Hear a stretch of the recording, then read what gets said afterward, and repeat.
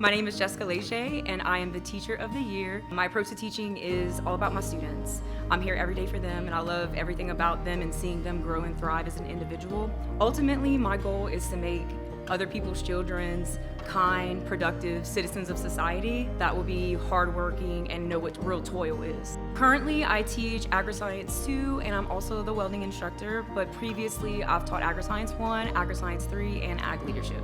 I'm very structured, and they know I'm structured, so that always helps. But I'm always trying to figure out what works out best for each student because we teach such an array of students. I'm the type of teacher that every time I'm teaching, even if I'm lecturing, I'll walk around making sure that everybody is doing what they're supposed to be doing and also in tune with the lesson. I think it's really important to make sure that my students are hitting their objectives every day so that they know why we are doing what we're doing and that there's a purpose to what we're doing. Being the Teacher of the Year, to me, I feel like I'm a voice for our teachers. You know, we have such a rigorous profession that we encourage and just empower students.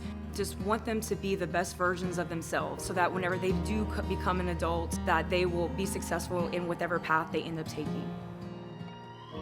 And I want to be the one to help them get there.